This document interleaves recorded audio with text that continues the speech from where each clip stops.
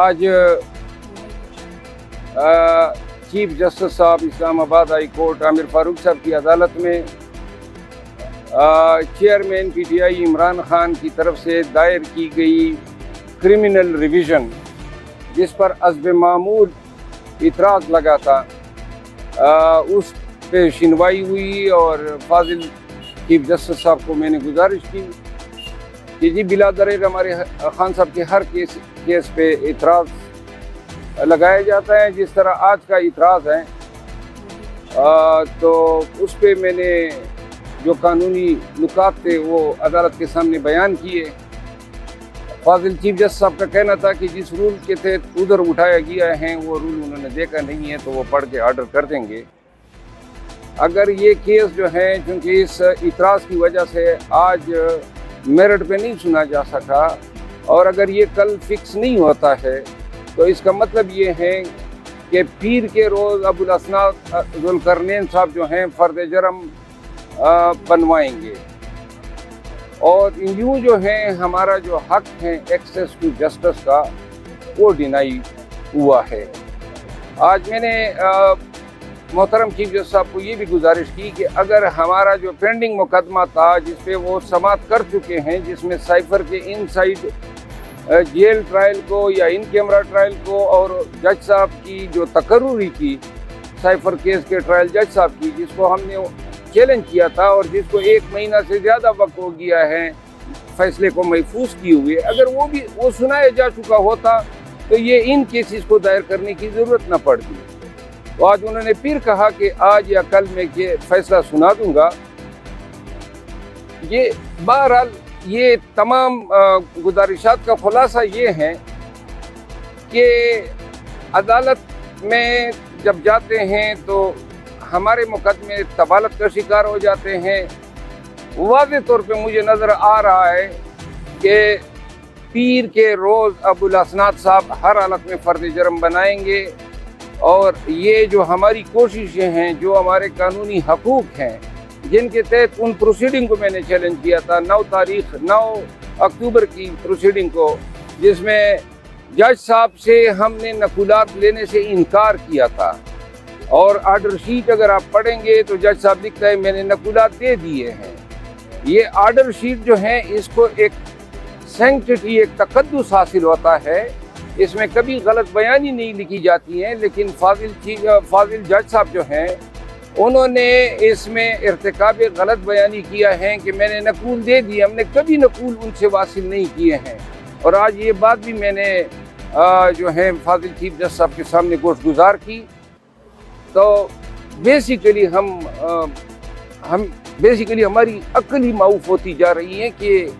کیوں کر یہ اس طرح کیا جا رہا ہے،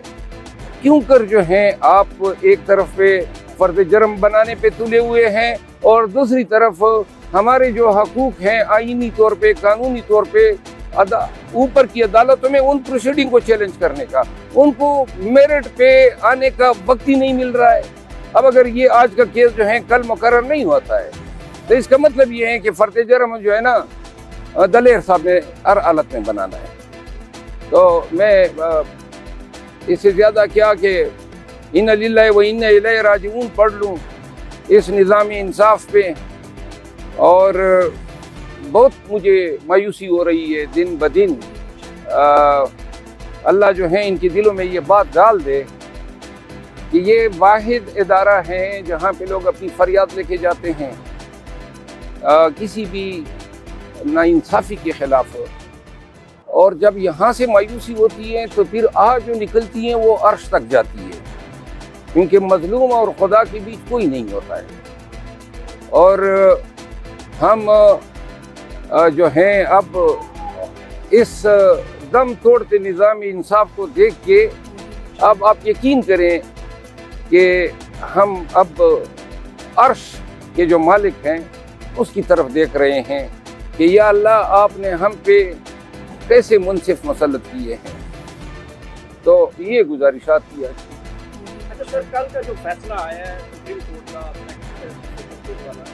اس کے بعد نواز شریف کا کیا رستہ صاف ہوتا ہوا دکھ رہا ہے، یا نواز شریف کے بعد واپس آئیں گے؟ कल का जो फैसला है ये मुद्दत हो जो है इस पे लिखा भी जाएगा, इस पे डिबेट भी होंगी। और कल के फैसले ने एक दफ़ा फिर जो है ये अयादा करा दिया है कि सुप्रीम कोर्ट अभी तक मुनकसिम है। 15 ऑनरेबल जज साहिबान में से पुराने मुकदमात पे राइट ऑफ अपील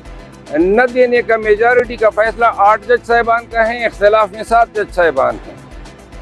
तो सुप्रीम कोर्ट के लेवल पे इतना बड़ा इख्तिलाफ जो है ये बहुत मानी रखता है।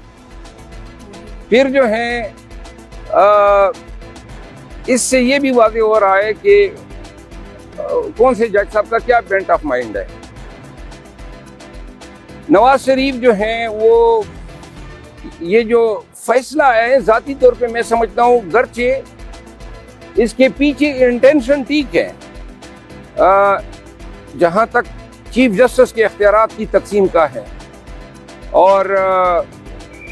जो राइट ऑफ अपील है 184(3) के तहत, ये दो चीज़ें जो हैं बार्स की काफ़ी ज़माने से ये डिमांड्स थी। और अपील जो है किसी भी फैसले के ख़िलाफ़, चाहे किसी भी IAS फोरम का हो, ये बुनियादी इंसानी हकूक़ में है, क्योंकि एक फ़ैसला आ जाता है और इसके बाद आपका कोई राइट ऑफ अपील ही ना हो, गलतियाँ भी होती हैं, नाक़िस फ़ैसले भी होते हैं। तो लिहाजा ये यूनिवर्सली एक्नॉलेज प्रिंसिपल है। लेकिन इस फैसले को, इसकी मुद्दतों तक हमारे आईनी फैसलों पे चाप इसलिए रहेगी कि पूरे सुप्रीम कोर्ट का ये फैसला है जिन्होंने आज अपना इख्तियार पार्लियामान को सरेंडर कर दिया है। यानी चीफ जस्टिस साहब जो हैं उनके जो इख्तियारात हैं वो कहते हैं कि पार्लियामान को ये हक हासिल है कि सुप्रीम कोर्ट के इख्तियारात की तकसीम में ये दखील हो सकती है। अगर ये प्रिंसिपल इतलाक होगा आने वाले वक्तों में तमाम कानून साजियों पे, क्योंकि इसमें ये होल्ड कर दिया गया है कि पार्लियामान का जो हक है कानून साजी का, वो इतना सुपीरियर है कि जहाँ पे आईन ने खुद सुप्रीम कोर्ट के डोमेन को अलहदा रखा है या अदलिया को जो है सेपरेशन ऑफ पावर के तहत अलहदा रखा है, आज़ादी दी है, उस हद तक ये अगर लेजिस्लेशन को अलाउ करते हैं तो मेरा ख्याल ये है कि आने वाले वक्तों में जो कानून साजी है उसको अदालतों के लिए सेट एट नॉट करना या कलअदम करार देना या अमेंड करना और वो तशरीह की बुनियाद पे बहुत मुश्किल होगा।